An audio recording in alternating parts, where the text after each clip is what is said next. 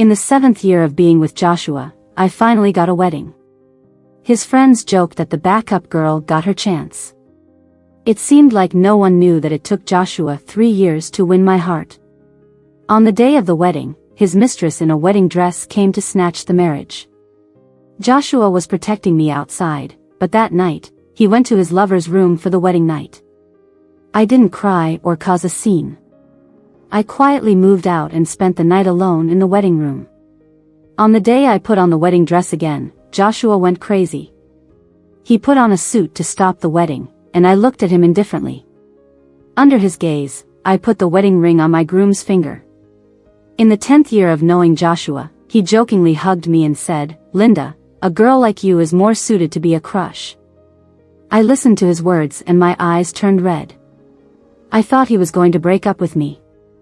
But Joshua kissed me with red eyes and a voice that was fatally charming.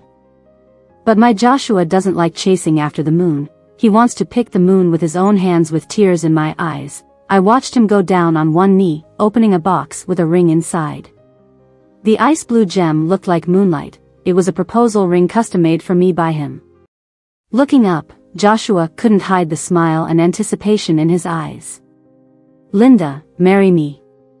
When the ice blue diamond ring was on my finger, I truly believed we would be loving each other for a lifetime. I was ready to be a wife, even thought about the names of our future children. But 3 months after the proposal, Joshua had another girl by his side who smiled like the sun.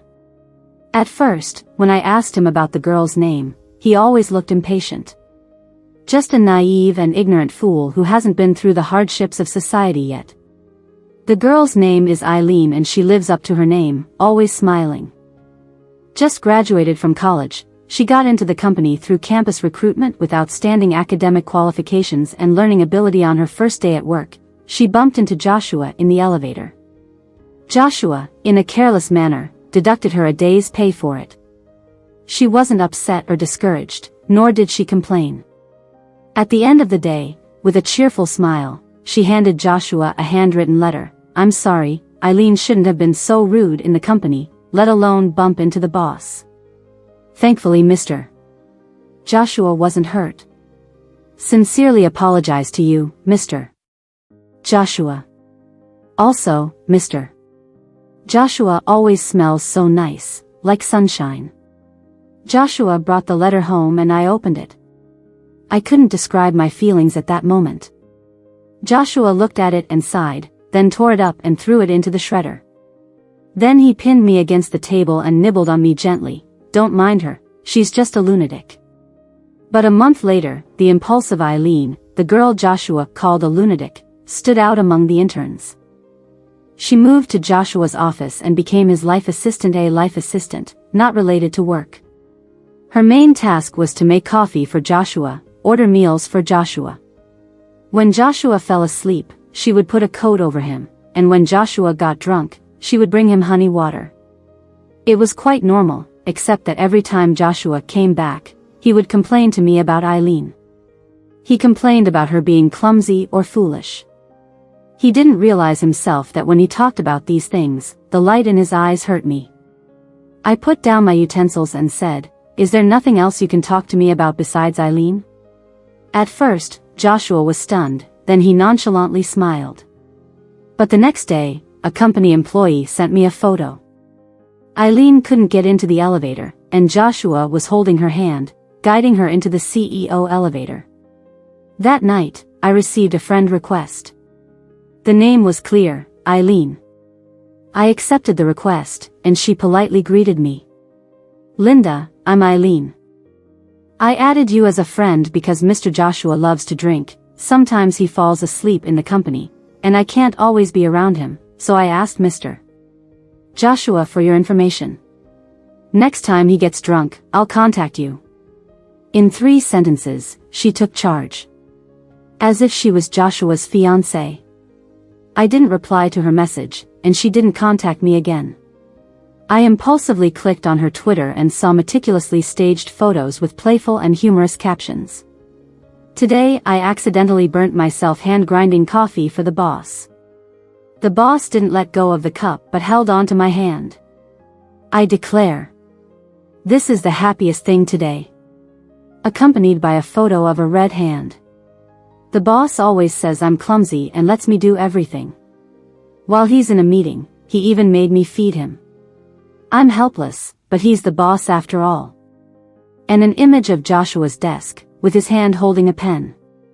Bit by bit, it felt like a young couple showing off their love. I checked my Twitter. There were only a few posts promoting friends know Joshua, no sign of love. I thought about it and shared the wedding invitation of Joshua and I. We had sent out invitations to family and friends a long time ago. Electronic invitations were optional. I had never thought about sharing on social media before. After sharing, I felt belatedly, how did I end up having a rivalry with a young girl? Joshua didn't come home for a whole week. No messages, no calls. When I called, Eileen answered. Linda, Joshua flew abroad for business negotiations and he's at the negotiation table now, so he can't take calls. I hung up in silence. What's wrong with Joshua? Why does he seem to suddenly forget about me? Whenever he went on business trips before, even if he was coming back the next day, he would hold me for a long time. He used to call every night to say goodnight. But now, he's been gone for a week, and he didn't even tell me about his trip abroad. The next day, I saw Joshua in the news. Dressed in a suit and looking cold and elegant in front of the media cameras, he spoke fluently in English about the company's current development prospects. The media was even more curious about his emotional side. They heard that Joshua's wedding was approaching. Has Joshua married the person he loves the most? Joshua's eyes seemed to be full of starlight. I want what I want. He was tough in the business world and just as much in his romantic affairs. The 3 years he spent pursuing me had already been fully displayed. The media asked again, do you have anything you want to say to your loved one? Joshua looked at the camera, a smile tugging at his lips. Wait for me to come home. But that night until the next evening, Joshua didn't come back. I sat in the dark living room, thinking about what he said. Joshua, how long do you want me to wait for you? The phone rang. It was Eileen's video call. I answered, and saw Eileen's smiling eyes. Linda, Joshua asked me to tell you that he's busy tonight and won't be coming back. From the background noise and the dimly lit environment, it sounded like a bar. Since he fell in love with me, Joshua had completely bid farewell to bars during the 3 years he was pursuing me. Later, our meetings were always at high-end places. Now he was in a bar, drinking heavily. How do I know? Because before she hung up the video call, Eileen accidentally showed Joshua lying on her lap in a flash. My heart sank heavily, as if falling into an ice cave. I curled up on the sofa, holding myself tightly. It's okay, isn't there a condition called premarital syndrome? Maybe Joshua is just too tired. I'll talk to him when he comes back, everything will be fine. The next evening, Joshua finally came back. I had just finished showering and was getting ready to rest when I heard the door opening, footsteps approaching, the bed sinking beside me, and I sank into his embrace. He held me, his slightly cool lips gently caressing my neck, his voice hoarse. I miss you so much, I want to hold you, kiss you, have you. My eyes stung, but I didn't move.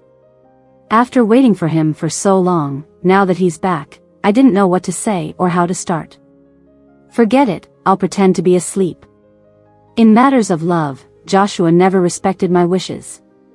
Sometimes I was too tired to keep my eyes open, and he still wanted to hold me, demanding. Sometimes I even fell asleep, but would wake up amidst his movements. This time was no different, as he reached into my nightshirt. I grabbed his wrist. You're not sleeping? He asked in a low voice. I pushed his hand away. I'm really tired.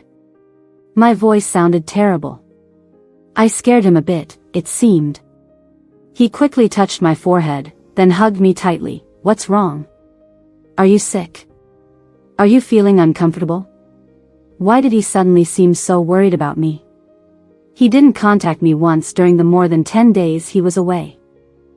I wrapped myself tighter in the blanket, burying my head. I just want to sleep. Joshua was a perceptive person, and he quickly sensed something was wrong. He propped himself up and lay on me. "Are you angry?" he asked. Then he stroked my head under the blanket. "Honey, I'm sorry, the business trip was too rushed. I didn't have time to tell you, my fault, it won't happen again. Our wedding is in 3 days, can you not be mad?" The next morning, I woke up to Joshua preparing a table full of food for me. I sat at the dining table, watching him wearing an apron moving around in the kitchen. I suddenly remembered how, back when we first started dating, Joshua was a young man who had never done any housework. But during a short bout of stomach problems I had in the hospital, he learned to cook nutritious meals in just 3 days. When I casually said it was delicious, he began to delve deeper into cooking. That's how Joshua was, whatever he set his mind to, he did it well. In 7 years, his cooking skills had been on par with those of a 5-star chef. He was the one who cooked at home. Come to think of it, I hadn't had a meal cooked by him since he proposed. As I watched Joshua still washing vegetables, I spoke up to stop him. "It's just breakfast, you've made too much." When Joshua heard my voice, he looked up to find me and, after locking eyes with me, he smiled at me, saying, "You've lost weight. I bet you haven't been eating properly while I was away, let me make more to nourish you back to health." He then frowned and chided, "Don't you remember you had stomach problems before? It's like you don't know how to take care of yourself when I'm not around, how can I relax?" I didn't respond. I didn't know what to say. Eventually, he finished preparing the final dish and sat across from me. But he used to sit beside me. You know, he used to say he wanted to be shoulder to shoulder with me no matter what. Unconsciously, he had started to distance himself from me. "Fool, the food won't taste good if it gets cold while you wait for me." Picked up my chopsticks, eating absent-mindedly. The suffocating feeling was almost driving me crazy, and I couldn't help but look at him. "Joshua, are you tired of this relationship? Are you tired?" Joshua put down his chopsticks, scooped some soup for me, and gently pinched my cheek. "Not tired, it's just that there's a lot of company stuff to handle lately. I want to keep 2 months free after our wedding." I blinked, instinctively asking, "For what?" He sighed and smiled helplessly. "To go on a trip to Iceland with you. You said so yourself, don't you remember?" And after a moment of confusion, I remembered. It was a very distant memory. 8 years ago, during the time he was pursuing me, we played a game of truth or dare, and I lost completely. He didn't ask me embarrassing questions but instead asked me where I'd want to go for a honeymoon. I said Iceland. It wasn't a big dream, I hadn't considered it, but when he asked, I blurted it out. I never thought that he would remember the offhand comment and keep it in mind for 8 years. Perhaps I misunderstood him and Eileen. Eileen has deliberately been trying to provoke issues between Joshua and me. I should trust Joshua, the man who has loved me for 10 years. I'm starting to look forward to our wedding. On the day of the wedding, the banquet hall was bustling with activity. As I walked in wearing my wedding dress, all eyes were on me. I had no family, so I walked down the aisle alone, heading towards Joshua, the man I was about to spend the rest of my life with. Suddenly, I heard someone in the crowd whispering, "Even a backup can have its spring." Indeed, she's pretty, able to hold on to Joshua, not surprising. It was full of sarcasm. These were Joshua's former friends, from his teenage years when he was wild and reckless, partying, fighting, and racing cars. He pursued me for 3 years, and when I made it clear that I didn't want messy relationships, he distanced himself from those friends, contacting them only occasionally. They believed I was holding Joshua back, hated me, and looked down on me, saying I was Joshua's backup. They spoke in hushed tones, just loud enough for me to hear. I pretended not to. Today is my most important day, they are all strangers. What they say doesn't matter, it's only Joshua and I who are important. As I walked towards Joshua, I saw tears glistening in his eyes and the redness at the corners. He held my hand tightly in his voice trembling, "Linda, you're finally marrying me." In that moment, I forgot everything else, only seeing him and the love shining in his eyes that he couldn't conceal. The officiant began leading the wedding ceremony, speaking with utmost solemnity. Do you take?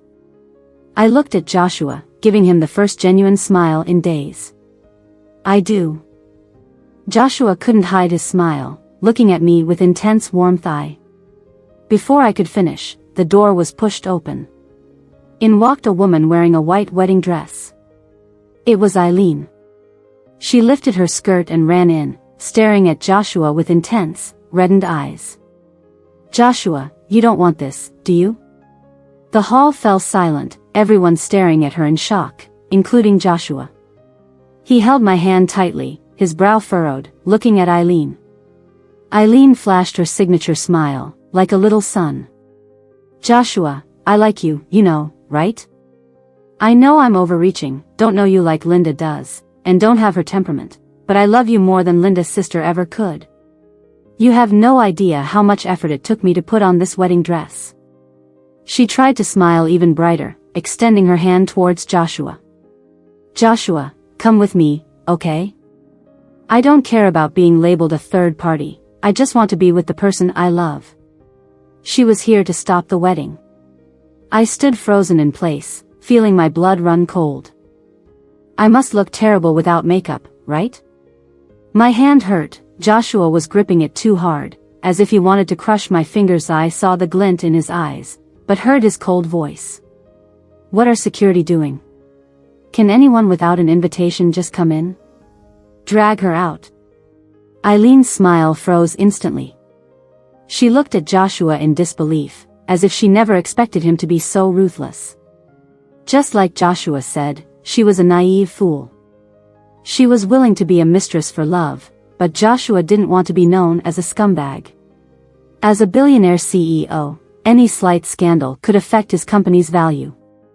Even a small loss was more money than an average person would earn in a lifetime. Proud as he was, he wouldn't let himself sink to that level. Eileen clearly didn't understand him well enough, blinking back tears. Joshua, I thought you liked me too. She thought this would make Joshua feel sorry for her. However, Joshua embraced my waist, looking at her with undisguised disgust. Eileen, who gave you the wrong idea? I love Linda with all my heart, and I only love Linda. The only person who can be my wife is her. As for you, you're just an assistant who overstepped. As his words sank in, amidst murmurs of sympathy, Eileen was dragged away by the security. I could hardly breathe. It hurt so much. Joshua's demeanor was unwavering, and if he hadn't held me so tightly, I might have believed that he truly detested Eileen. Seeing my eyes turning red, Joshua became flustered. I'm sorry, darling, for not having better security measures in place and letting her ruin our wedding. She's been taken care of. Please don't cry. After whispering to console me, he turned to the guests. Sorry for the interruption, I hope this incident won't affect your enjoyment.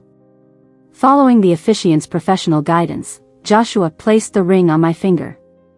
I was absent-minded, and only after several gentle reminders from him did I manage to put the ring on his finger with a daze. The wedding, after a long day, came to an end. Sitting in the car, Joshua held me close to his shoulder. I wanted to pull away, but I didn't have the strength, so I let him hold me. Unknowingly, I fell asleep. When I woke up, I was lying on the wedding bed. It was empty beside me, and the darkness was as silent as death. Joshua? I tried calling out to him. The only thing that responded was the heavy beating of my heart. On the night of our wedding, he wasn't home. I called him on the phone, but Eileen answered instead. Linda, why are you still up so late? Her words made my heart skip a beat. Eileen's laughter echoed in my ears as she triumphantly said, Happy newlyweds, Linda. Just so you know, he didn't kick me out for you. Tonight, he came to my place. He told me he didn't want things to escalate, kissed me, and called me his wife. I slammed the phone against the wall, leaving marks on the freshly painted walls of our new home. I stood up, tore off my wedding dress, layer by layer, until it was in tatters. If it didn't tear, I used my teeth to rip it apart. Seeing my disheveled reflection in the floor-to-ceiling window, I suddenly snapped out of it. What's happening to me? My hair is a mess, makeup smudged like a madwoman. I threw away the wedding dress and cried uncontrollably, then started laughing. Joshua, you always knew how to hurt me. I was so foolish. Just a few words of love from you and I bared my soul. Tonight, you killed that naive girl. From now on, I won't give you a chance to hurt me again. I moved out of the house in the dead of night, not even looking back. There was nothing to see. Every detail of that house, the one I meticulously arranged, was etched in my mind. I don't want to see it anymore. I didn't want to stay in a hotel either, worried Joshua would easily find me. So, I dialed a number I hadn't called in 10 years. A familiar voice answered when the call connected. Who's this? The voice sounded puzzled. I calmly replied, it's me, Linda. She was surprised. You're not dead? Yes, it must have been shocking for her. She was my mother, biologically speaking. Vivian, I'll pay you $100,000. I want to stay at your place. Vivian's tone instantly warmed up. You silly child, why talk about money at Mom's place? Come back, Mom has missed you for 10 years. The next morning, I stood in front of the old cement house. Vivian rushed over when she saw me. 10 years and you haven't changed much. Having money sure helps, she said, looking at me. She had changed a lot. When we cut ties 10 years ago, she had dark hair and a feisty demeanor. Now, with Gary hair and some flattery skills, she tidied up a room for me after I transferred $100,000 into her account. As I walked around, I realized she was the only one left in this house. During dinner, I casually asked, why are you the only one here? Vivian looked down, stuffed her mouth with food, smiled vaguely, and mumbled something. I'm lucky you came back to pay me. She sounded light-hearted, but tears fell into her bowl. Later, I found out that her husband and son had died 5 years ago. For these 5 years, she had been struggling to pay off her late husband's debts, forgetting how to smile. I looked at her wrinkled face, wanting to ask if she regretted it. Her husband was my stepfather. She had me when she was 17, fruit of an affair with my dad. They both had only a middle school education, earning meager wages at the factory, unable to take responsibility. After giving birth to me, she left me with my elderly grandmother to raise. When Vivian refused to marry my dad, she fell for a man who always wore suits and ties. When I was 7, she became pregnant by him, left my dad, and got married. My dad despised her, and by extension, me. He once got so angry he tried to kill me with a knife. After my grandmother stopped him, he went after Vivian's lover with a knife but got hit by a truck on the way and died on the spot. My grandmother raised me with the measly compensation money. When I was 17, she got into an accident at the same spot where my dad did, but she survived. I was in college then and couldn't afford the expensive surgery. I went from house to house, begging and even kneeling for help, but got turned down because my family had no breadwinner. People thought lending money to us was throwing it away. Unable to get a loan as a minor, I remembered my mom, whom I hadn't seen since I was 7. I went to her house, knelt down crying and banging my head until it bled, begging her to lend me $80,000 to save my grandmother. Vivian shooed me away with a broom. Why are you crying at my door? Get lost. Such bad luck. I hugged her legs and begged desperately, Mom, please lend me some money. I'll pay you back $100,000 in the future, okay? Before she could respond, her husband walked over and kicked me hard on the shoulder, saying, where did this debt collector come from? Get lost. Later, pointing at Vivian, he warned, if you dare give her a penny, see how I deal with you. After the man left, she pushed me away at the door and said, you've seen it too. Even if I want to help you, I can't. Anyway, she's already old, just let her die. I left heartbroken. Before I walked away, she shouted, I'm not your mom. I never raised you. We have no connection from now on. At 17, I lost my mother and my grandmother. I was completely alone. Vivian's husband was beaten to death because of loan sharks. When the creditors came knocking, Vivian found out that her husband initially had some money, but later he liked to act like a big shot, throwing tens of thousands to live streamers. All that money was borrowed at high interest rates.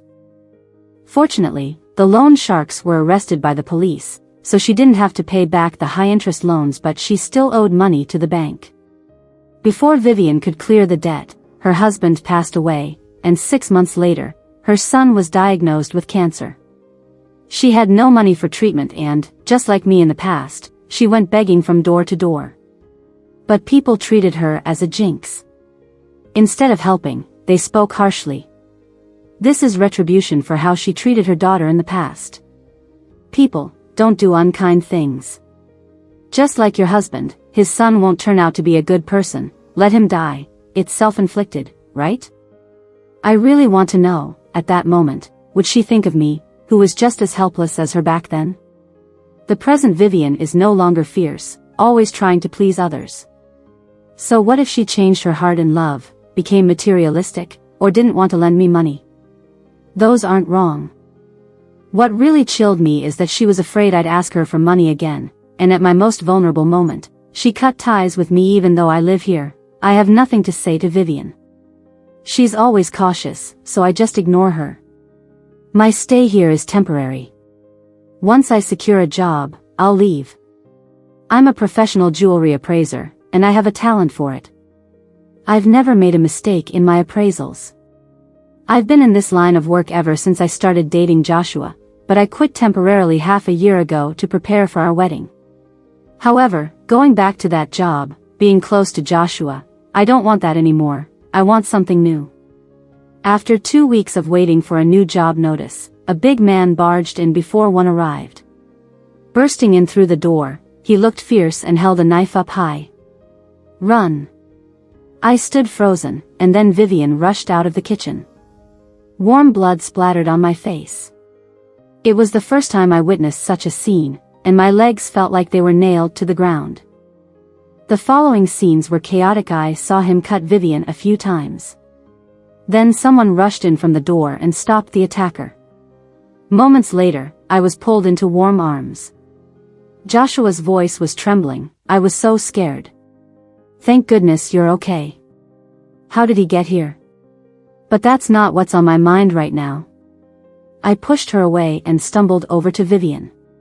She was lying on the ground, a pool of blood beside her.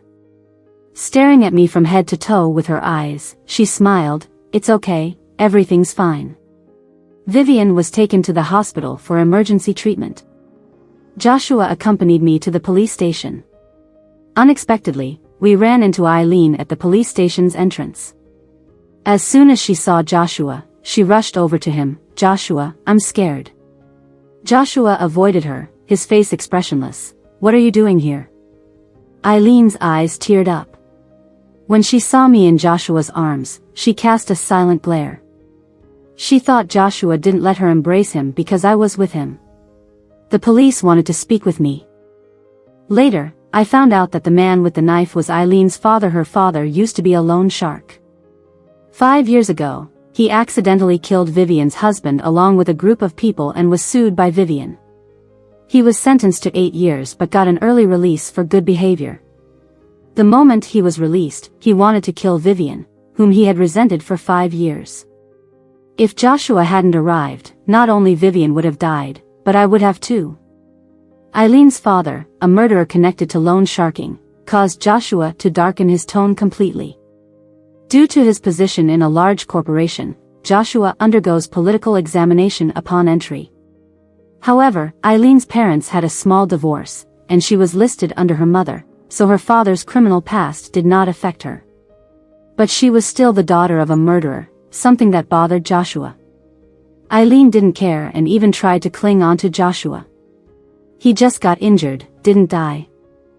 Just pay for the damages, right? Joshua, can't I? Joshua didn't look at her, looked down and asked me, what do you want to do? I bit my lip and looked at the police, saying, handle it however you see fit. Eileen's father was taken into custody. We left the police station, with Eileen following Joshua like a lost puppy. Why are you ignoring me? Do you not want me anymore? I pushed Joshua's hand away. Go console your girlfriend, I'm going to the hospital. Even if we lack a mother-daughter bond, the fact that she rushed in front of me means I should go see her. Joshua, instead, pulled me into the car and drove me there personally. Eileen was left wailing on the roadside. Joshua gripped the steering wheel and suddenly said, "Stop being angry, come back, okay? The incident just now was so dangerous. I almost lost you. I thought I was being unreasonable." I looked out the window without expression. "It wasn't almost, Joshua, you did lose me." A sudden break, and the next moment, Joshua unbuckled his seatbelt and hugged me tightly. "Nonsense." He gritted his teeth. "Linda, you're talking nonsense. We just got married, everyone knows you're my wife. Where else do you want to go?" I frowned. "Joshua, you can't stop randomly on a highway. Don't you have any sense of driving regulations?" But he just stared at me. "Linda, say it, don't leave me, okay?" I finally felt my face turning cold. The wedding was done, but we didn't get the marriage certificate, right? Joshua seemed to just realize that. He froze. I chuckled lightly and said, "What's wrong?" "Joshua, did you forget something? Where were you on the day we agreed to register our marriage?" On that day, Joshua and Eileen flew abroad. He didn't answer my calls or texts. He even forgot the day we agreed to get the certificate. At first, I believed he was just busy and forgot. I thought he would find me when he had time. The first step of being a failed woman is waiting for a man to reply. Luckily, I'm not waiting anymore. Joshua seemed to feel guilty, didn't say anything else, and started the car again, heading to the hospital. It was only when we got out of the car that I heard his tense voice, "I'm sorry." In the hospital room, Vivian had already woken up. She had been stabbed 3 times in the back and was sleeping on her stomach. The wounds were deep, but the doctor said they weren't life-threatening. Vivian struggled to lift her head to look at me, her eyes red. Her gray hair made her look so pitiful. Pitiful, huh? Both she and I are pitiful people. I tucked the blanket in for her, then turned and left. She grabbed my wrist as I was leaving. "Linda, will you come to see me again?" Her eyes and tone were full of expectations. I kept my fingertips stiff, hesitated for a moment, then pulled my hand out of her grip. "No, Vivian, 10 years ago, you said we were done." I left without looking back, and before the door was closed, I could hear her crying. It started quietly, then turned into loud sobs. She regretted it, didn't she? But isn't it too late now? Damn it, why are my eyes getting teary too? As I left the ward, I knew Joshua was waiting for me at the main entrance, so I walked around and left through a side door. Linda and Joshua, both people who have hurt me, I didn't want to see them again. The side exit led to an alley. I turned left and right, and just as I stepped out of the alley, a speeding bicycle almost crashed into me. The front of the bike swerved, it fell, and the cyclist fell heavily to the ground. "Watch where you're going." The young man on the bike was furious. I hurried to help him up. When his eyes fell on me, they lit up. He suddenly calmed down from his previous anger. "No, it's my fault, I almost hit you, right?" I helped him up in silence. As he stood up with my help, he didn't let go of my hand. "It hurts so much, sis, I might be injured." I bent down to check. Indeed, his baggy pants had a hole, and I could see a trickle of blood on his knee. The young man seized the opportunity. "Can you take me home?" I pointed back. "The hospital is just down this alley. I have some medicine at home, a small injury, just need some ointment." He insisted on not going to the hospital, so I had to pick up my phone. "Address?" His eyes sparkled as he cheerfully reported his residential address. When I heard the address, I paused for a moment. It was a top-tier residential area, with more background than the wealthy district. Residents there are usually affluent and influential. I rode my bike, he sat on the back, holding onto my waist. Chattering away, he introduced himself as Gary, in his early 20s, a mix of Chinese and foreign descent, raised abroad and back in the country for university studies. He added, "I'm a Ph.D. student, now." I had landed myself in trouble with this guy. Arriving at his home, it was a 1-unit per floor design. I helped him inside, and when we reached the door, I let go and was about to leave, but he held onto my skirt. "Can you stay for a bit? I feel a bit uncomfortable." Today's young people have all sorts of ways to strike up a conversation. I didn't want to engage with him at first, but I noticed his flushed face. I suddenly remembered that when I helped him up, his wrist was already warm. I reached out to touch it and, sure enough, he had a fever. I brought him inside. Fortunately, they had a first aid kit at home. I tended to his wound, applied a fever patch, and then I felt tired, so I sat down on the floor. He was drifting in and out of consciousness, and I thought of waiting for his fever to subside before leaving. But after an hour, instead of improving, his temperature seemed to rise. Worried, I called for an ambulance. At the hospital, in the ward, the doctor started him on a drip, his brow furrowed deeply. Fortunately, he was brought in just in time. If the fever had continued, who knows what could have happened that was indeed serious. He's a young Ph.D. student, going crazy from the fever. After the doctor left, I glanced at the 4 drip, there was still a lot left. As I got ready to go to the restroom, I was pulled back and pressed against the wall. Joshua grabbed my waist, glancing at the man lying in the bed in the ward, he frowned harshly. "Linda, who is he?" Just like before, he was still jealous. Every time he saw me with another man, he would turn green. He used to be my boyfriend, but not anymore. "Who are you now?" I looked at him sternly. "Do you have anything to do with this?" "Joshua, I'm not your wife. We're not registered, and the person you spent the wedding night with wasn't me. Lastly, I can take care of whoever I want, but I won't take care of you anymore." Joshua's eyelashes trembled as if the oxygen had been sucked out of the room. His voice was barely audible. You know, don't you? Your girlfriend couldn't wait for the whole world to know you chose her. How could I not know? Joshua, did you hope I would never find out, so you could stay in the marital home, faithful to you, right? It's not like that. Listen to me, I only love you. Can you believe me? Joshua panicked. I chuckled. Believe? Joshua, do you have anything left for me to believe in? Suddenly, something came to mind. Slowly, deliberately, I said, she, apart from being pretty, has nothing else. She's too clingy, can't live without me, would die without me. I wouldn't even mind losing her. She's cold and boring all the time.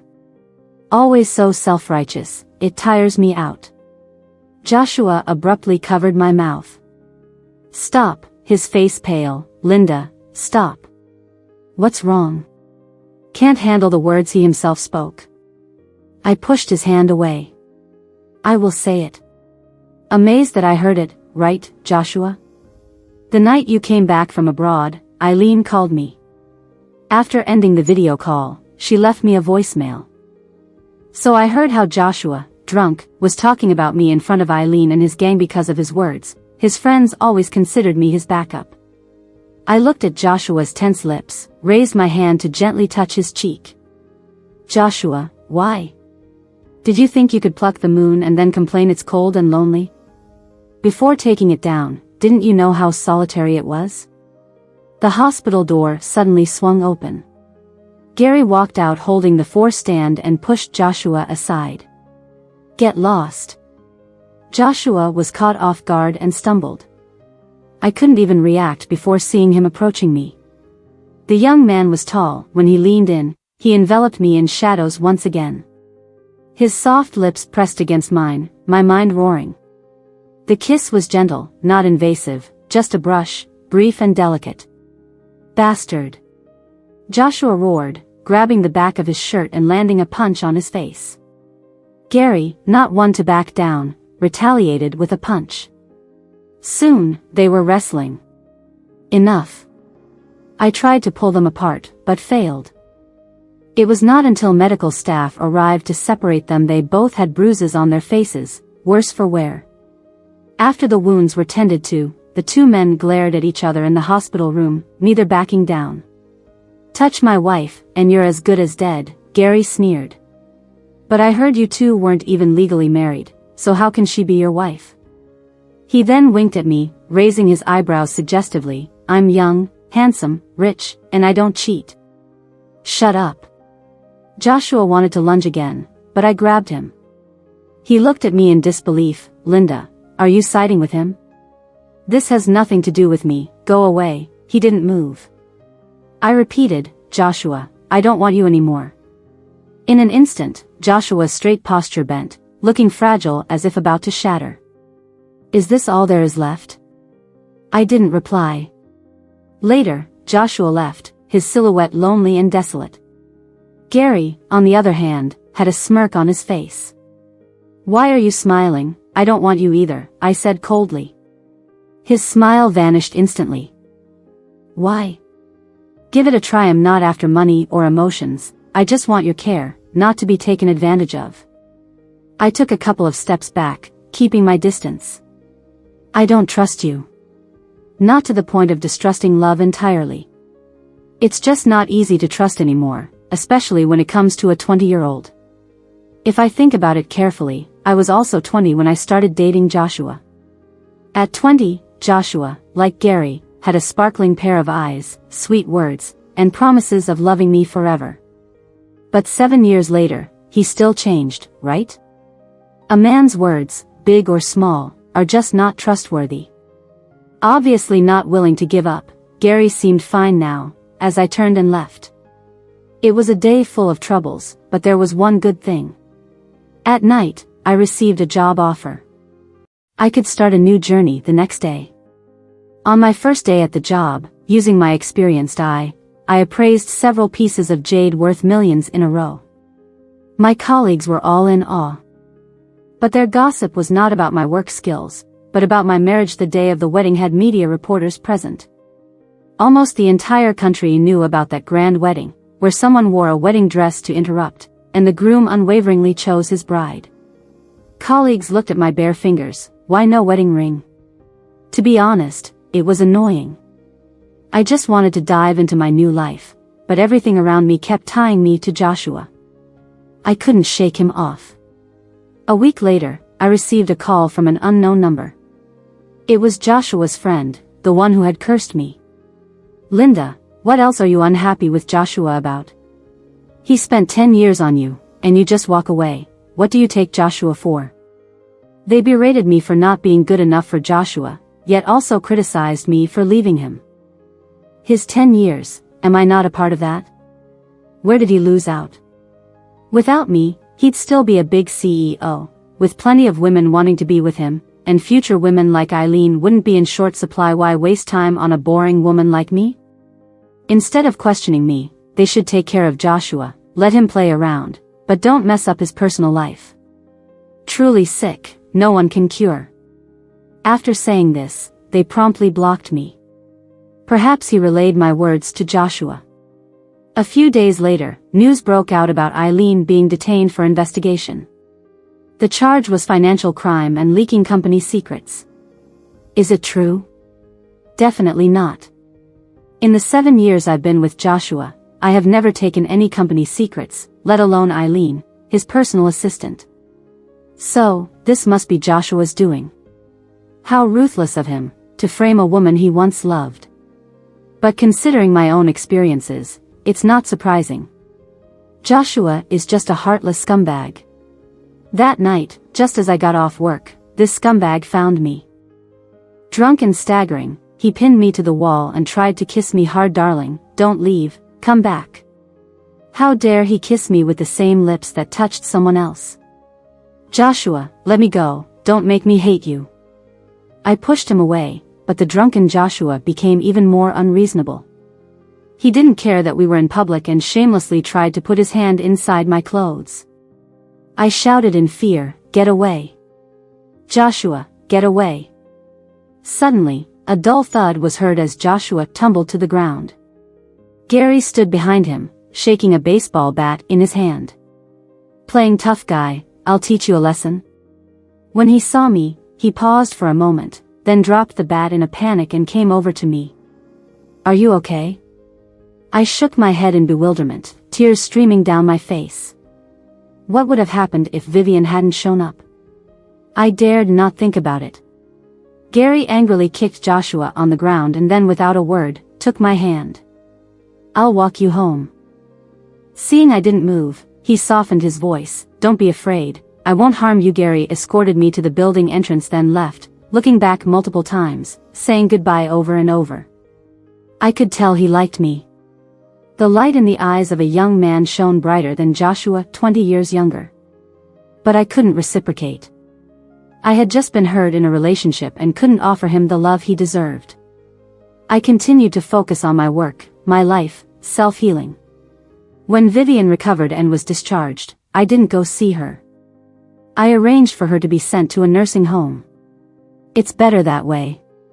Although she's only in her 50s, being stabbed in the shoulder 3 times, while not life-threatening, still affects her mobility.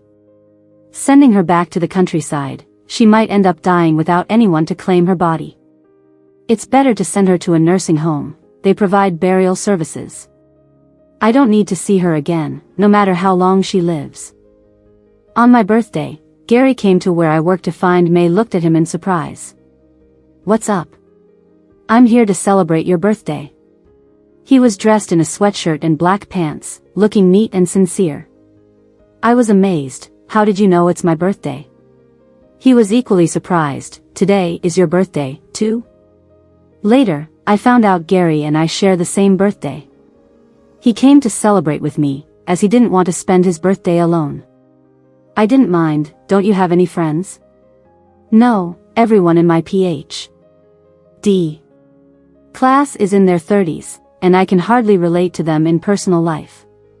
We can talk about studies, but not about life. It dawned on me that he's a genius. Geniuses are always lonely. I suggested, how about a bar? At his age, most guys like hanging out at bars, right? Surprisingly, Gary replied seriously, I've never been to one, and I won't go in the future. I can't hold my liquor. It wasn't what I expected. Gary seemed cool and edgy, giving off a playful vibe. I didn't expect him to be a good boy anyway. I accepted his invitation to celebrate our birthdays together. I was alone. It was nice to have company. We headed to the cake shop to pick out a cake. As we approached the shop, I saw a familiar figure at the door. I hesitated for a moment and suddenly didn't want to go in. But in just that moment of pause, a car came speeding towards me. Watch out. The wind howled and Gary's voice filled the air. As I fell, I saw the person at the cake shop rush towards us. I fell into Joshua's arms, and Gary landed in a pool of blood. The driver was Eileen. She was charged with financial crimes and is about to go to jail. According to her statement, she blamed everything on me. Like father, like daughter, her father killed without reason, and she inherited that gene. Eileen looked at Joshua behind me and cried out, Joshua, do you hate me? Do you despise me this much? Joshua's face turned cold. Eileen, steer clear of me for the rest of your life. As we left the police station, Joshua insisted on going to the hospital. I didn't have the energy to argue with him. Gary was still in the operating room. We only saw nurses going in and out. He must be in great pain. He shouldn't have to go through this.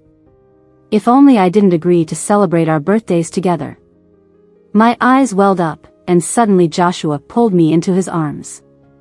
Linda, are you touched? I can be like that too. I can lay down my life for you. Joshua, that's enough. I found some strength from somewhere and slapped him hard. What are you doing? Do you know what just happened? At a time like this, all you can think about is love? Joshua, I've had enough of you. Joshua, red-eyed, remained silent. After the doctor came out, Gary was moved to the ICU. The surgery was successful, but he needed to be kept under observation in the ICU. He hadn't woken up in 2 days, and the risk of him being a vegetable had to be considered. My ears were buzzing, not sure how it had come to this. Only one person could accompany in the ICU. I didn't even look at Joshua, went in alone when Joshua left. A tear hung in the corner of his eye. For 2 whole days, Gary showed no signs of waking up. I was so scared, holding onto his arm, unable to stop my tears. Gary, please wake up, okay? He clearly had a bright future ahead, shouldn't have ended up like this because of me. I couldn't stop crying out loud. No solution in sight. If you promise to marry me, I will wake up. A voice suddenly sounded. Without thinking, I nodded. All right, I promise you, you wake up. He opened his eyes. Only then did I realize I had been tricked. Raising his hand, not sure where to hit, he could only pound the bed. Gary, you. His lips were cracked, but he smiled at me. Gotcha, didn't I? I don't care, you promised me, you have to marry me. 2 months later, Gary fully recovered and left the hospital. Half a month later, he and I walked down the aisle. I wore a black wedding dress that I had always liked. When I was getting my wedding dress tailored with Joshua, I actually liked black too, but Joshua cared more about the public's opinion, so we ended up choosing white, but with Gary, I could wear whatever I wanted. The guests were packed downstairs. I walked the red carpet alone, but no annoying voices in my ears anymore. Just cries of amazement and praises. This was the atmosphere a wedding should have. Gary held my hand, kissed the back of my hand, his eyes smiling. When asked if we were willing to share all joys and sorrows, the wheels of fate turned. The door was pushed open again. This time it wasn't Eileen. It was Joshua. He was wearing a white suit that stood out. Linda, don't say yes to him. Come with me, he reached out his hand towards me. Gary's face immediately turned cold. What's going on? How can someone come in without an invitation? Bad luck. I raised my hand to pat his shoulder to calm him down. Then I looked at Joshua. You should go back, my husband is upset. Gary's anger subsided instantly with just that husband reference. He grabbed my hand, a bit pitifully, not angry. I just don't want to see him on this day. Let's just pretend we didn't see him. I turned with him and faced each other, affectionately said, I do. At the moment we put rings on each other's fingers, I caught a glimpse of Joshua with heavy, drooping shoulders. Joshua, seeing the one you love embrace another, must be very painful, right? Where can the me from the past be any better than you? During the part where the groom kisses the bride, Vivian lifted my veil, leaned in, and before I could react, kissed my lips. He smiled down at me with his eyes and said, thank you, I'm happy even if it's fake. Happily ever after. After the wedding, as guests were yet to disperse, investigators from the prosecutor's office came. They were there to take Joshua to understand the situation. Yes, I reported him. About the false accusations he made against Eileen. As for where my evidence came from, I had a friend among the employees at Joshua's company who sent me the pictures of Eileen and Joshua in the elevator. Joshua was taken away, and as he looked at me one last time, maybe he also knew what consequences one faces for fabricating charges or financial crimes. Maybe he wouldn't see me again in his lifetime. He suddenly stopped, looked deeply into my eyes. Linda, what should I do? You've become my crush for real. After Joshua left, Gary held my hand, looking very disdainful. Who cares about him, right? Then, together we distributed a cash gift to the remaining guests. Yes, all the guests were invited, $1,000 per person. Gary insisted on marrying me no matter what. That day in the hospital room, when I reluctantly agreed to marry him, he raised his hand to rub my head. I was just kidding, how could I force you? Reciprocating narrow kindness is not something I would do. If you don't want to marry me, that's fine. Can you give me a wedding though? Both you and him, so we had this wedding. After the guests left, the vast hall was left with just the two of us. Gary looked at me seriously. I was puzzled.